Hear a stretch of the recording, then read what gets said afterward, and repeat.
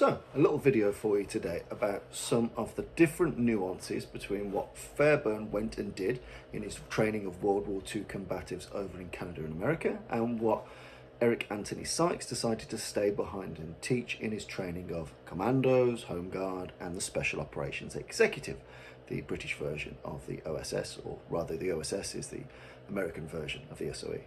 So, let's break it down for you. Now, I'm going from, and these are variable feasts, different units, different times, different geographies, all had hugely varying levels of times and training. But I think this is quite a telling one. These are extracts from the SOE training notes from the Sykes School of Thought. These particular ones from the How to Be a Spy, the SOE manual book. But I've seen it iterate in several SOE guides, so you get the gist, you get the feel. So it breaks down when it comes to close combat, and use the phrase close combat. What does the syllabus look like? And it's described in the Sykes School for October 1943 for this period. So Fairbairn's gone somewhere else.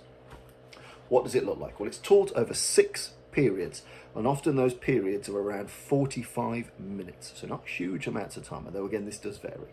So period 1 is an introduction to the close combat objectives and an explanation of the system, what we're here to do. And the second part of that is blows with the side of the hand. So edge of hand blows against dummies and practice them against people, understanding the vital targets, and it's the go-to tool of that particular version. Whereas Fairbairn went on to, whilst a big advocate of the edge of hand blow himself, went on to really champion the tiger claw. Sykes really champions the edge of hand blow, so much that it gets a major portion, a major section to itself in lesson 1. Period 2 is other blows, and those blows consist of how to kick, and this is how to kick someone standing, and this is how to kick someone once they're on the deck, how to kick someone to death.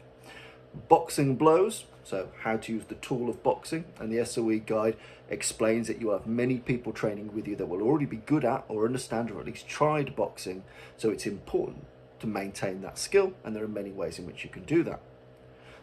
The chin jab itself, as we know, this close range open-handed shot, and we don't know if that covered single, inverted or double, or just the traditional chin jab. That is lost to time. The use of the knee, and again that will be knee with an attachment, i.e. you grab the person in knee, and knees without the attachment, which is often they've grabbed you and you respond with the knee. The use of the head and the elbows, bear in mind that for some audiences the head is helmeted, which makes a perfect striking tool. And obviously the elbow is a ubiquitous striking surface, very gettable. And how to use the fingertip jab, how to use the fingertips in the eyes, the throat, all these types of things. So that's period 2. That's quite a lot of blows to cover in 45 minutes for non-experts. The third period is about releases from holds. And it starts off with an admonition that you shouldn't be stupid enough to get caught in these holds. These are only if you've been extremely unwise and unlucky. And it talks about single and double-handed versions. Single-handed grips are obviously normally to maintain and strike. Double-handed grips are designed to shake, smash, dominate, or take to the deck. So there are different psychologies about how people grip you and what they grip you for.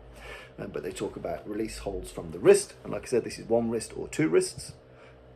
They talk about grips on the throat, and this can be with 1 hand, with 2 hands from the front, back and side. Grips on the body, so again these would be bear hugs over the arms, under the arms, and over and under the arms.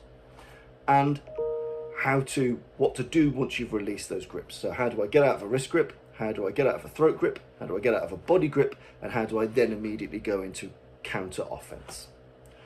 4th period, this is crowd fighting, and this is really interesting because it's not really covered so much in the Fairbairn material we have available to us. No doubt this would have been covered, but crowd fighting. This is about the technique and theory, and the technique and theory is essentially don't stop moving. You should be moving at 3 feet a second at least, always moving, whirling, dervish, but have enough balance and strength to strike as you do so. Practicing with the dummies and the mad half minute. Now I've seen this described in different ways. In the SOE version for Sykes, there are 6 mannequins situated around the space, and in half a minute or a minute maximum, you just need to go fucking ballistic on those 6 targets, doing all the blows which you know. Chin jab, elbow, fingertip strike, kick to the groin, edge of hand blows. You're just going nuts on these 6 targets, some standing, some sitting, some suspended, some sprung, probably some supine on the floor, how to kick it to death. So again, it's about how to deploy a rich variety of strikes and attacks on a rich variety of targets with no let up, and then it's really clear it advocates with a tactical escape, how to escape from the scene safely and wisely.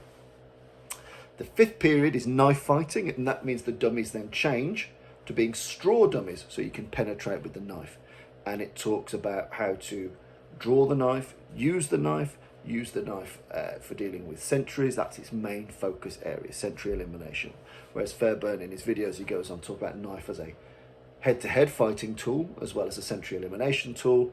It's not so much covered in the Sykes syllabus, though it does talk about using slashes to set up the opportunity to stab, and it's really clear on the psychology for that. It's slashing to move something out of the way, to open up the opportunity for typically an abdominal thrust to escape, cause the damage and escape.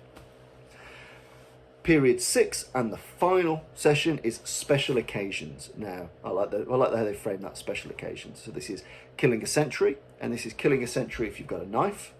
If you don't have a knife, and really unique to Sykes of this period, and you'll have seen, I've made a video on this, the spinal dislocator. How can I, in an unarmed way, eliminate a sentry or an operative who is sat down, which is quite interesting, called the spinal dislocator.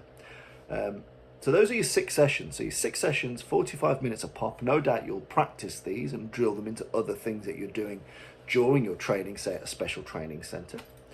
But it's not a lot. But you can see the kind of direction. You see some of the differences. Fairbairn doesn't really talk a lot about the boxing blows, where it's pretty much the third thing you'll ever learn in the Sykes syllabus.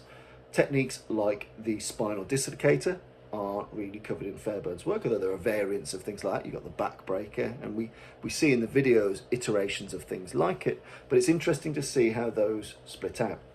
And then, quite interestingly, because now we're a couple of years into the war, what's really interesting is we start to see how older techniques that would have been shown to people previously, or instructors would have taught it. I'm going to shut my computer up now, be quiet.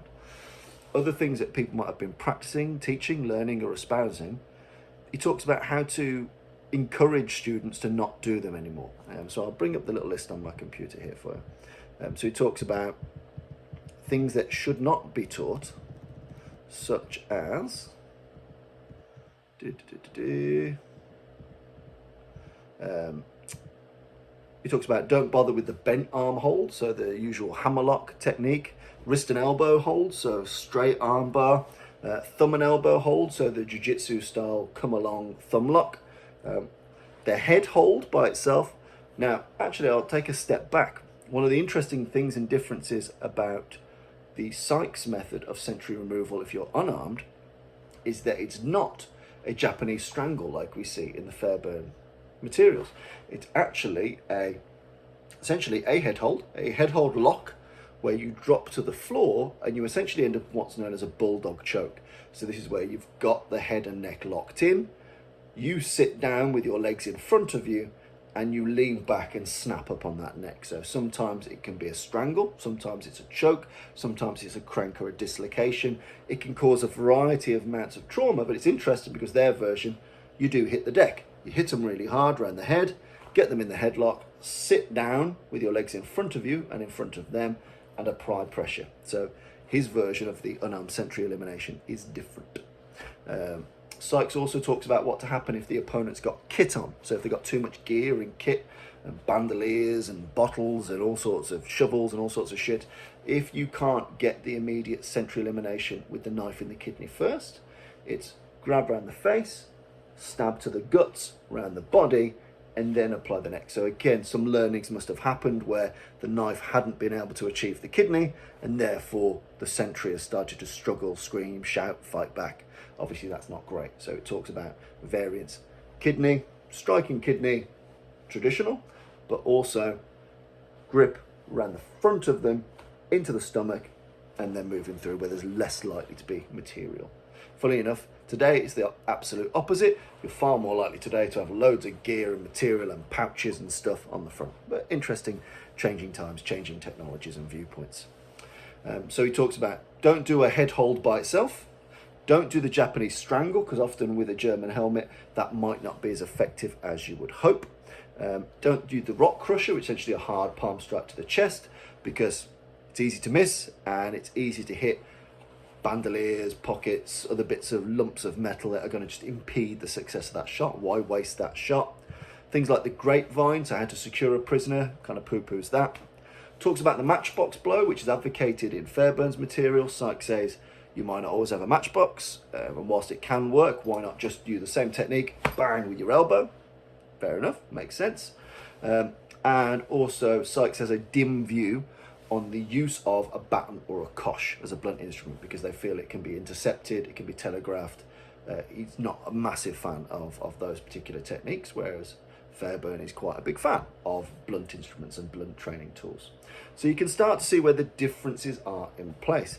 And he also goes on to talk about holds which he finds effective but require too much training or offer the enemy too much chance to respond. And these are things like the handcuff hold, the wrist and neck attack, the police come along, so again, arm manipulation, the hype or hip throw, so again, ogoshi, cross buttock, Japanese ankle throw. So a lot of the kind of high projectile throws, which can be very effective and land you hard and take you out, but they do leave a bit of a gap. For often many of them, you need to turn your back, twist your hip, and if you're a non-expert, if you're not trained in this thoroughly, expertly, if you've not done hours and hours of randori like Fairbairn had, then that might open you up to risk of further techniques, which is, whilst they're good, why bother teaching them for these recruits? Because they won't get good enough at them to mitigate against the risks of turning their back or changing their body structure or just not being overtly aggressive because they're trying to pull off a complex ankle-based throw. So you can see the differences between Fairbairn, a consummate lifelong martial artist with the bias of a martial artist in that he's done the randori, he's done the training, it all feels natural, and a lot of that training was for police forces, so restraints, locks, getting people to the deck to then restrain them makes eminent sense and would have made a big part of his experience. Sykes, traditionally called the firearms guy, let's be honest, he's seen as the firearms part of that relationship, but he can come to that situation with the least amount of martial bias and say, right, there's a lot of stuff here which is great, but takes too long, is too finicky, has too much risk, let's fuck that off, let's have a short, sharp, concise, 6-part syllabus, really simple blows, really simple attacks, and also it's quite practical. What I really like about the Sykes facets of them is it talks about things like you do the sentry elimination, and then you do it with the rifle shoulders, and then you do it with the enemy having the rifle at ready, and then you might do it with the opponent having the rifle at high port. Talks about doing it at night, and it also rather uniquely talks about how to take out sentries in pairs, so how to work with someone to do it. And it, interestingly again, and I think rather uniquely in the Sykes SOE guides, talks about how to deal with sentries if you don't want or need those sentries to die. And it talks about how complex and difficult it is to take someone captive compared to just doing someone. It talks about how to do that singularly and how to do that in pairs. So it's a really nuanced guide in that it has more variables in it, and we know that Fairbairn would be doing the exact same stuff with variables. But it's interesting to see, because we see it written down and we have great source material here, that we're going to do it in the dark with different ways of carrying the rifle, with different types of helmeted, not helmeted.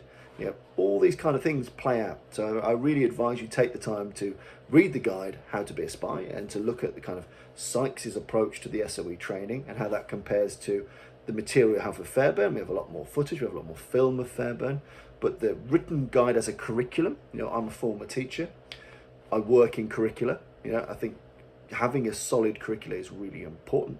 So looking at that, you can see really how it was broken down into what equipment you need, what are the learning outcomes, and it also advises you in the SOE version of how to speak to students about techniques if they say, oh, I'll do this or I'll try that. So again, as an instructor, it equips you to handle objections and to be refreshed, have good CPD, because it talks about how a student might have been taught previously a certain series of techniques, potentially, when Fairbairn and Sykes were together, and how to nuance and explain that we don't do that anymore because, and it talks about how to demonstrate it, how to teach it, how to be a good instructor. It talks about the mad half minute, something that the instructor should do first, super slow and then super ballistically, so that the students are engaged, awed, impressed, know the drill and can crack on. So it's a really interesting guide for instructors. The smart thing to do, of course, with all these things is get as many sources as you can and teach and practice and play with all the stuff. But it's interesting to note and take the time to consider. And we all know it, that there was differences, and there are differences as human beings in their character and difference in their training methodologies and preferences. That's always natural, that's always going to happen. But it's really interesting as a martial researcher to look at the divergences and wonder, why might they have happened? You know, is Sykes' experience a lot more tailored to the espionage, the SOE materials? Was Fairbairn's more about shock troops and shock forces? Again, there are so many variables in terms of time, places, trainers, scenarios that they're building, but it's really refreshing and nice to see, A, how much different stuff there is in the SOE manuals, and B, what Sykes thought was important, because Britain obviously had a much longer time in the war than the US. It's more time to lick its wounds, solve problems, address things. So it's interesting to see where the stages of evolution were and what people considered important for their audiences. So that's enough of a ramble from me. There's quite a lot of differences across all areas of the training, but the close combat area of the SOE training and its dates when these training courses were put together, 43, 44, you can get a real good flavour of where the wind was blowing and how people were training. So I would advise, get yourself some copies. There's some free ones online. You can buy it on Kindle. There's lots of variants, so make sure you buy a couple of versions, because some versions leave things out or add things in that were otherwise missing. But yeah, absolutely. How to Be a Spy, SOE training manual. Get yourself on it and compare, contrast and explore.